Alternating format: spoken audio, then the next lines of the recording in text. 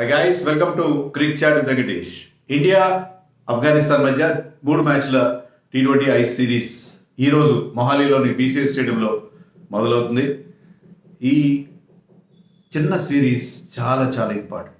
ఎందుకు ఇంపార్టెంట్? ఎవరు గెలుస్తారు, ఎవరు ఓడతారని కాదు, ఎవరు ఆడతారని, ఇండియన్ టీంలో ఎవరు ఆడతారనే విషయంలో చాలా చర్చ జరిగింది. ఒక బైలేటరల్ సిరీస్ విషయంలో టీమ్ కాంపోజిషన్ గురించి ఇంత డిస్కషన్, ఇంత తర్జన భర్జన ఎప్పుడు జరగలేదు.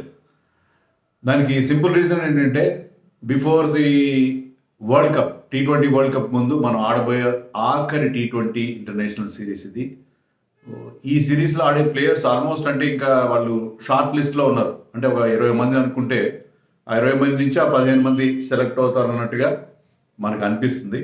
కోర్స్ కొంతమంది ఇంజర్డ్ లిస్ట్లో ఉన్నారు, కొంతమంది రెస్ట్లో ఉన్నారు, వాటెవర్. బట్ ఈ టీం చాలా ఇంపార్టెంట్, ఎందుకంటే దీన్ని బట్టే మనకి వరల్డ్ కప్ టీం ఎలా ఉంటుందో అర్థమవుతుంది. రాహుల్ ద్రావిడ్ కూడా చెప్పాడు ప్రీ మ్యాచ్ ప్రెస్ కాన్ఫరెన్స్లో ఏంటంటే, మనకి వరల్డ్ కప్, వన్డే వరల్డ్ కప్కి మనకు మంచి ప్రిపరేషన్ దొరికింది. దాని ముందు చాలా వన్డేస్ ఆడాం, కానీ ఇప్పుడు అలాంటి సిచ్యుయేషన్ లేదు.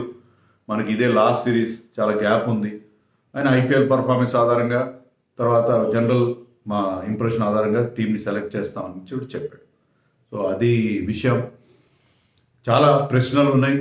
ఎవరు ఆడతారు, కీపర్ ఎవరు ఆడతారు, మెయిన్గా కీపర్ ఎవరు ఆడతారు, రోహిత్ శర్మ ఎలా బ్యాటింగ్ చేస్తాడు, ఏ అప్రోచ్ ఉంటుంది అతనిది, తగ్గేదేలే అన్నట్టుగా చేస్తాడా, లేకపోతే డిఫరెంట్గా ఆడతాడా, యాంకర్ రోల్ ఆడతాడా. అలాగే పేసర్స్ అక్కడ ముగ్గురు కనిపిస్తున్నారు మనకి, హర్షదీప్, ముఖేష్ అండ్ అవేష్ ఖాన్. దాంట్లో హర్షదీప్ ఆ పెకింగ్ ఆర్డర్లో ముందుంటాడు, ఒక లెఫ్ట్ ఆర్మ్ సీమర్. సో అతను ఈ అవకాశాలు ఉపయోగించుకుంటాడు. అలాగే యశస్వి జైస్వాల్, రింకు సింగ్ లాంటి వాళ్ళు మరి సెలెక్టర్లో తలుపు దాడుతున్నారు. సో వాళ్ళు ఎంతవరకు టీంలో తమ స్థానాన్ని సిమెంట్ చేసుకుంటారు. అలాగే not to forget Tilak Varma. So ఇవన్నీ కూడా చాలా చాలా ఇంపార్టెంట్ క్వశ్చన్స్కి మనకి చిన్న సిరీస్లో ఆన్సర్స్ లభించాల్సి ఉంది. ముఖ్యంగా ముందు కీపర్ గురించి మనం మాట్లాడుకోవాలి. ఎందుకంటే కీపర్ గురించి మనం సడన్గా ఒక్కసారి ఇక్కడ ఒక వ్యాక్యూమ్గా అనిపించేస్తుంది. రిషబ్ పంత్ ఇంకా రెడీగా లేడు. I don't think he will be automatic choice for the world cup. IPL ఆడతారు రిషబ్ పంత్. IPL వరకు అతన్ని ఆడే అవకాశాలు కనబట్టలేదు. టెస్ట్ సిరీస్లో ఆడే అవకాశాలు కనబట్టలేదు అగేన్స్ట్ ఇంగ్లాండ్. సో IPL ఆడతారు రిషబ్ పంత్. కానీ IPLలో అంత బాగా పర్ఫామ్ చేసినా కూడా రిషబ్ పంత్ అతని ఇంటర్నేషనల్ T20 రికార్డ్ అంత గొప్పగా లేదు. లేనప్పుడు అతను straight away without playing any matches for India for a long time, almost 1.5 year, straight away will he walk in to the team, Indian team? I don't think so. అది ఒక point. So Rishabh Pant almost rule out అయిపోయాడు. ఇషాన్ కిషన్ కూడా తాజాగా rule out అయిపోయాడు. అది disciplinary రీజనా మరొకటి అనుకోకుంటే, మెయిన్గా reason ఏంటంటే అతను టాప్ ఆర్డర్ బ్యాటర్. కానీ ఇక్కడ టాప్ ఆర్డర్లో వేకెన్సీస్ లేవు. Because Rohit is there, Yashasvi, Shubman Gill, top order is టోటల్గా సీల్ అయిపోయింది. కాబట్టి అతను కూడా వెనక్కి వెళ్ళిపోయాడు. Because is not expected to bat well in the middle order in T20s. So Rishabh పంత్తో పాటు ఇషాన్ కిషన్ కూడా, రిషబ్ పంత్, ఇషాన్ ఇద్దరు లెఫ్ట్ హ్యాండ్ యంగ్ బ్యాట్స్మెన్, ఇద్దరు యంగ్ బ్యాట్స్మెన్ కీపర్స్ రాదర్, ఇద్దరు కూడా రూల్డ్ అవుట్ అయిపోయినట్టు కనిపిస్తుంది మనకి యాజ్ ఆఫ్ నో ఇప్పుడు సంగతి చెప్తాను.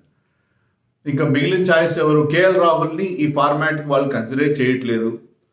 KL రాహుల్ నుంచి నేను మాట్లాడలేదు అది ఇదని కొంతమంది రాహుల్ అభిమానులు అన్నారు. కానీ మీరు ఏమనుకున్నా సరే అక్కడ సెలెక్టర్స్ అతన్ని పక్కన పెట్టారు కదా. నేను కూడా మొదటి నుంచి చెప్తున్నాను, KL ఖతం అని ఒక వీడియో కూడా చేశాను, KL ఖతం అని చెప్పి. KL Rahul is not suitable for this format. KL Rahul is a great batsmen. నేను చెప్తున్నా కదా, నేను మొదటి నుంచి మొత్తుకుంటే ఉన్నాను. ఆఫ్టర్ విరాట్, రోహిత్ మన టీంలో క్లాసీ బ్యాట్స్మెన్ ఎవరు, వాళ్ళ తర్వాత మనం మాట్లాడుకోవాల్సిన బ్యాట్స్మెన్ ఎవరంటే ఖచ్చితంగా KL రాహుల్. బట్ ఈ ఫార్మాట్, ఇప్పుడు మనం ఫార్మాట్ స్పెసిఫిక్గా ఉండాలి. పలాని ప్లేయర్, ఇప్పుడు సూర్యకుమార్ యాదవ్ చూసాం, so good in T20s, not at all good, not so good, not at all good అన్న హార్ష్ అవుతుంది, not so good in one days. Similarly Rahul కూడా టెస్టులు బ్రహ్మాండంగా ఆడతాడు, వన్డేస్ బాగా ఆడతాడు, బ్రహ్మాండంగా పర్ఫార్మెన్స్ రీసెంట్ వరల్డ్ కప్లో కూడా చూసాం. బట్ T20sలో ఎందుకు అతను కుదురుకోవట్లేదు. IPL వరకు ఈజ్ ఓకే, బట్ అతని strike rate issues whatever. So Rahul కూడా ruled out. He kept well in the World Cup, One Day World Cup and all, with all those things. Rahul ruled out. ఇంకా ఉన్నది ఎవరు అక్కడ? చాలా తక్కువ ఛాయిస్ కనిపిస్తుంది. జితేష్ శర్మ కొత్తవాడు, రా టాలెంట్, ఆడిన 6-7 మ్యాచ్లు ఆడాడు. Sanju Samson always an Enigma, ఎప్పుడు బాగా ఆడతాడో ఎప్పుడు బాగా ఆడో తెలియదు. సో అలాంటి ఛాయిస్ మనకి చాలా లిమిటెడ్ అయిపోయింది. Suddenly there is lot of vacancies for the wicket keeper slot. So ఇది పరిస్థితి. ఇది చాలా గమ్మత్తుగా ఉంది. అది ఈరోజు జరగబోయే మ్యాచ్లో ఎవరు కీపింగ్ చేస్తారు? జితేష్ చేస్తాడా, సంజు శాంసన్ చేస్తాడా? ఇది కూడా పెద్ద, దీన్ని బట్టి ఏంటంటే మన టీంకి ఫస్ట్ చాయిస్ కీపర్ ఎవరు అనేది మనకి ఐడియా వస్తుంది. ఈ సిరీస్లో 3 మ్యాచ్ల్లో ఏదో ఒక మ్యాచ్లో ఒకరిని కూర్చోబెట్టి ఇంకొకరికి ఛాన్స్ ఇస్తారు. ఇద్దరిని ట్రై చేస్తారని అనుకుంటున్నాను. They will try to bring in both of them in to the 11. దానికైతే అవకాశం ఉంది. ఇద్దరిని కూడా 3 మ్యాచ్ల్లో 2 మ్యాచ్లు ఒక మ్యాచ్ ఒకరికి ఇస్తారు. ఆ 2 మ్యాచ్లు ఎవరికి ఇస్తారు?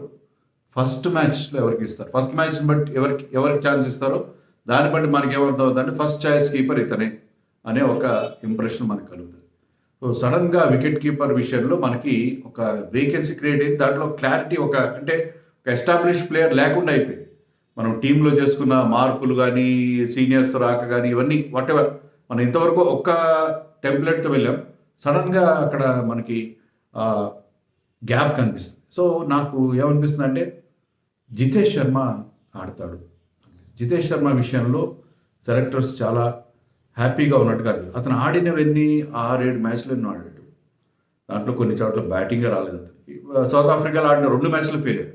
బట్ సౌత్ ఆఫ్రికా కంటే ముందు ఇండియాలో ఆస్ట్రేలియాతో జరిగిన 2 మ్యాచ్ల్లో కూడా ఈ స్కోర్ రన్స్ ఎక్కువేం చేయలేదు. 25 18 ఎంతో తక్కువే చేసి, బట్ లాస్ట్లో వచ్చి వితౌట్ టేకింగ్ మచ్ టైం, అంటే ఫస్ట్ బాల్ నుంచే he was going for the shot. Sighters లేవు, సెటిల్ అవ్వడాలు లేవు, వచ్చి రావడంతోనే షార్ట్స్కి వెళ్తున్నాడు. అప్రోచ్ బాగుంది, అగ్రెసివ్ ఇంటెంట్ ఉంది అతని దగ్గర, and he can clear the boundary అని కూడా ప్రూవ్ చేసుకున్నాడు. సో మనకి అక్కడ స్లాట్లో కావాల్సిందంటే, because he will be batting at number 7 or number 6, number 7లో బ్యాటింగ్ చేసేవాళ్ళు, వాళ్ళు క్విక్గా రన్స్ చేసే పరిస్థితులు. అది స్ట్రైక్ రేట్ ఇప్పుడు 150 ఉంది. ఆడిన కొద్ది మ్యాచ్ల్లో యావరేజ్ 13-14 ఉంది, ఎందుకంటే కొన్ని ఫెయిల్యూర్స్ ఉన్నాయి. బట్ అవి కాకుండా లేట్ ఆర్డర్ నుంచి వాళ్ళు ఫెయిల్యూర్స్ కంటే కూడా వాళ్ళు ఎన్ని రన్స్ చేస్తే దానికంటే కూడా స్ట్రైక్ రేట్ ఇంపార్టెంట్. సో ఆ స్ట్రైక్ రేట్ ప్రకారం చూసుకుంటే he's better in the picking order నాకు అనిపిస్తుంది. సంజు శాంసన్ నిన్న మొన్నటిదాకా అతన్ని T20స్లో కన్సిడర్ చేయలేదు. సడన్గా ఇప్పుడు అతన్ని తీసుకొచ్చారు, బాగానే ఉంది. అతని స్ట్రైక్ రేట్ 130స్లో ఉంది. T20స్లో కొంచెం హెచ్చు తగ్గులు ఉన్నాయి. లాస్ట్ ఇన్నింగ్స్ ఈ ప్లేడ్ ఇన్ ఐర్లాండ్ 40 చేశాడు, మంచి స్ట్రైక్ రేట్, 150 స్ట్రైక్ రేట్ 40 చేశాడు. లాస్ట్ T20 ఇన్నింగ్స్ దట్ ఈ ప్లేడ్ ఫర్ ఇండియా. సో ఇద్దరి మధ్య టగ్ ఆఫ్ వార్ ఉంది, ఖచ్చితంగా ఉంది. దాంట్లో ఎవరిని ముందుగా ఆడిస్తారు? సంజు శాంసన్ అభిమానులకు Sanju Samson is always an emotional చాయిసే ఉంటాడు, లాజికల్ చాయిస్ కాదు. బట్ నేను ఎమోషనల్ కాదు కాబట్టి ఫ్యాన్స్ ఎమోషనల్గా ఉంటారు. బట్ మీకు కొంచెం ఇబ్బంది కలిగినా సరే నేను అనుకుంటున్నాను జితేష్ శర్మని ఆడిస్తారు ఈ మ్యాచ్లో. నా దృష్టిలో Jitesh Sharma will be the first choice keeper as of now, అలా కనిపిస్తుంది.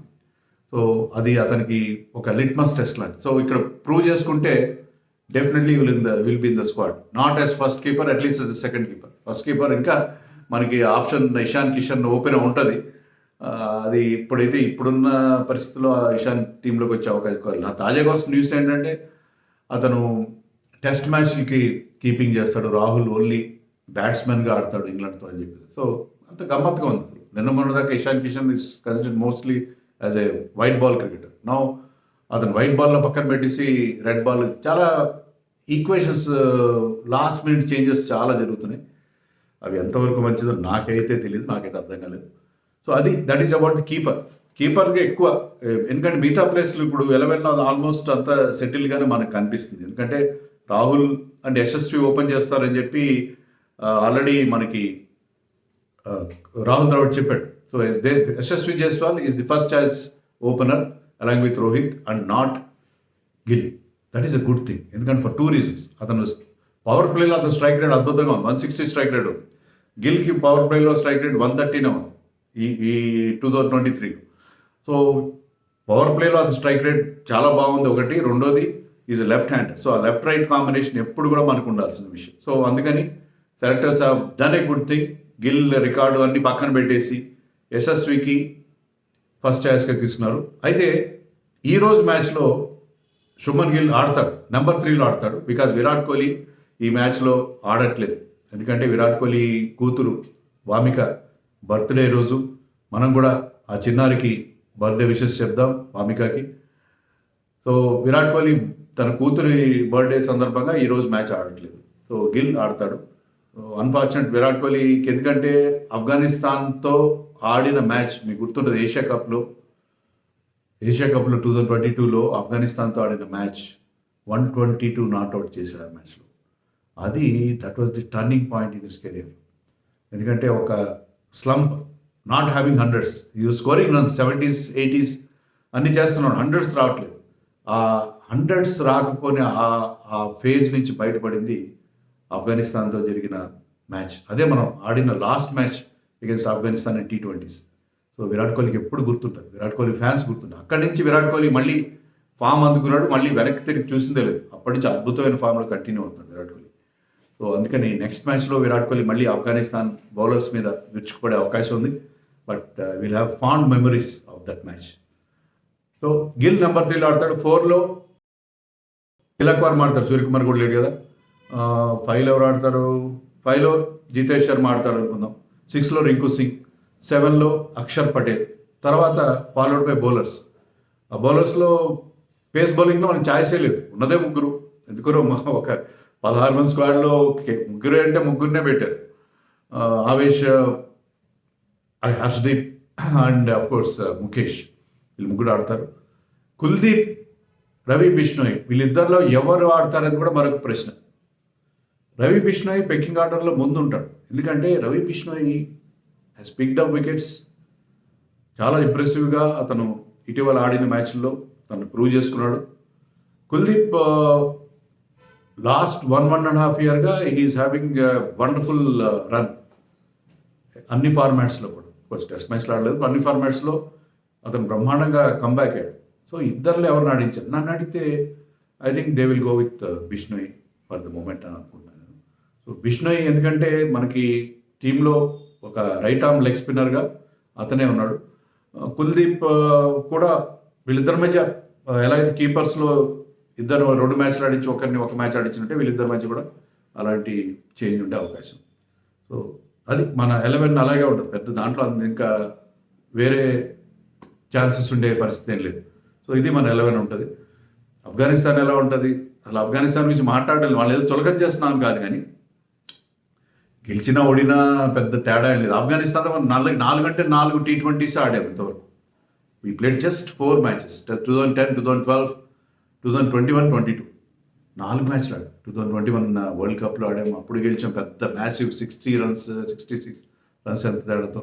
అలాగే ఆ విరాట్ కోహ్లీ మ్యాచ్లో కూడా లాస్ట్ ఇయర్ 22 ఏషియా కప్లో మనం 100 runsకి పైగా మార్జిన్తో గెలిచాం. So all 4 matches we one against Afghanistan.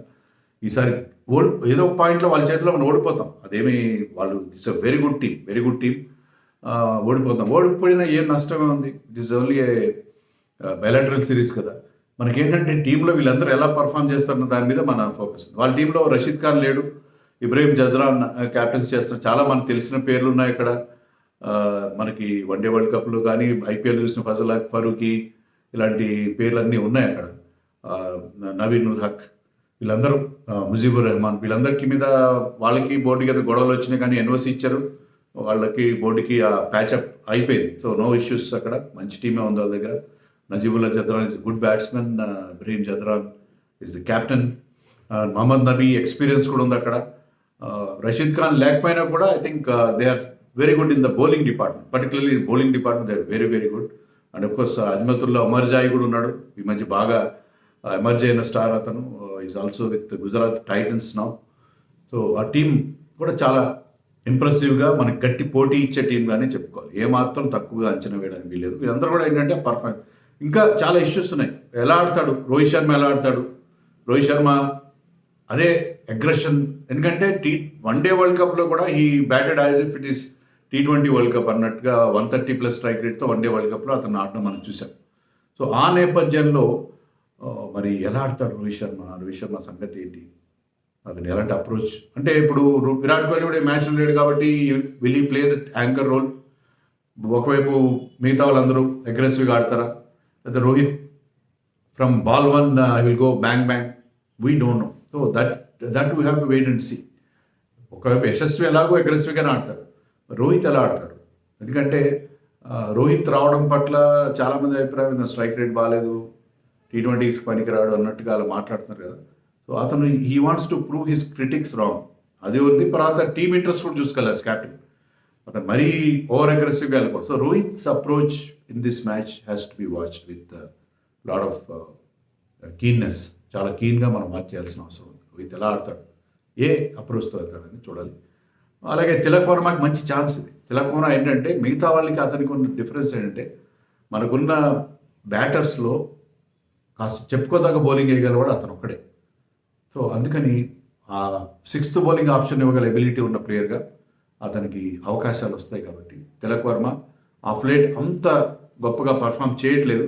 But high time ఒక మంచి ఇన్నింగ్స్, ఒక డిఫైనింగ్ ఇన్నింగ్స్ ఆడితే will be in the scheme of things. కష్టం ఇప్పుడున్న పరిస్థితుల్లో. శ్రేయస్ అయ్యర్ని ఎదుగు టీంలో పెట్టలేదని డిసిప్లినరీ యాక్షన్ కాదు, బ్యాటర్స్ చాలామంది ఉన్నారు అందుకని పక్కన పెట్టాం. So Tilak Varma has been preferred ahead of Shreyas Iyer. అంటే అర్థం ఏంటి?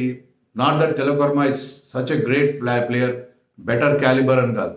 Because Tilak Varma is a better bowler, better part time bowler than Shreyas Iyer అని చెప్పి అతను తీసుకున్నాను అనుకోవాలి. It is not discipline. ఇంకా డిసిప్లినరీ కరెక్ట్ అని అనుకుంటున్నాను శ్రేయస్ అయ్యర్ లేకపోవడం విషయంలో. సో దాన్ని బట్టి మనకు ఏమర్థమవుతుందంటే తిలక్ వర్మ మీద బీయింగ్ ఏ లెఫ్ట్ హ్యాండర్ కూడా టీంకి అతని రాడార్లో ఉన్నాడు. సో అతను ఆ ఛాన్స్ ఉపయోగించుకోవాలి. లైక్ జితేష్ శర్మ కానీ సంజు శాంసన్ గురించి ఆకాష్ చోప్రా ఒక ఇంట్రెస్టింగ్ కామెంట్ చేశాడు. ఏంటంటే టాప్లో ఆడే ఇషాన్ కిషన్ వెళ్ళిపోయాడు, నువ్వు బ్యాక్లో ఆడతావు, నువ్వు కూడా ఈ ఛాన్స్ ఉపయోగించుకోకపోతే నువ్వు కూడా అతను వెనక్కి వెళ్ళిపో. టాప్ని ఉండి ఆడేవాడు టాప్లో అటు నుంచి అటే ముందుకు వెనక్కి వెళ్ళిపోయాడు, నువ్వు బ్యాక్ నుంచి నువ్వు వెనక్కి వెళ్ళిపోతావు, నీకు ఇదే లాస్ట్ ఛాన్స్, ఇది ఛాన్స్ ఉపయోగించుకోవాలి. ఉపయోగించుకుంటే you will be definitely in this game. Sanju Samson కనుక అతనికి ఛాన్స్ ఇచ్చి ఒక మంచి నాక్ ఆడితే, నేను చెప్పినట్టుగా నెంబర్ 6లో వచ్చినప్పుడు, నెంబర్ 5లో నెంబర్ 6లో ఆడినప్పుడు ఈ need not play big innings.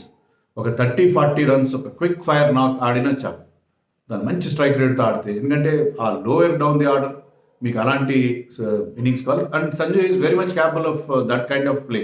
అతని గేమే అది. సో అతను అలా ఆడితే కనుక అతనికి బ్రహ్మాండమైన అవకాశం కూడా వస్తుంది.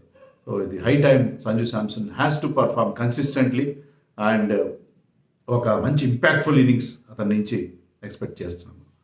అండ్ బౌలర్స్ కూడా నేను చెప్పినట్టుగా ఎవరాడినా హర్షదీప్, ముఖేష్, ఆవేష్ కూడా మంచి అవకాశం. నో డౌట్ షమీ, సిరాజ్, బుమ్రా వాళ్ళు ముందుంటారు వీళ్ళకంటే ముందు. కానీ ఆ 4th సీమర్ కోసం వీళ్ళందరి మధ్య పోటీ కూడా ఉంది. సో చాలా ఇంట్రెస్టింగ్ మ్యాచ్ ఉంటుంది. మొహాలీలో పిచ్ ఎప్పుడు కూడా బ్యాటింగ్ ఫ్రెండ్లీ ఉంటుంది, చేజింగ్కి అక్కడ ఎక్కువ అవకాశాలు ఉంటాయి, చేజింగ్ టీమ్స్ గెలుస్తూ ఉంటాయి, బాగా చలిగా ఉంటుంది. ప్లేయర్స్ కూడా అందరూ మొత్తం మంకీ క్యాప్స్ పెట్టుకుని ఆడడం మనం చూస్తున్నాం మనం నెట్స్లో కూడా. సో చాలా చాలా చలిగా ఉంటుంది, డ్యూ కూడా ఉండే అవకాశం ఉంటుంది. So second batting is always good. అక్కడ మన రికార్డ్ బాగుంది, 4 T20s ఆడితే ఇండియా ఆ గ్రౌండ్లో 3 గెలిచాం మనం. So definitely India will start as favourite, but that is not my point. నేను చెప్పిన క్వశ్చన్స్, కీపర్ ఎవరు ఉంటారు, బౌలర్స్ ఎలా పర్ఫామ్ చేస్తారు, మిడిల్ ఆర్డర్లు ఎవరు ఎలా ఆడతారు, రోహిత్ శర్మ అప్రోచ్ ఎలా ఉంటుంది, Gill can he prove himself in this format, ఇవన్నీ కూడా మనకి ఈ మ్యాచ్ నుంచి లభించాల్సిన ఆన్సర్స్.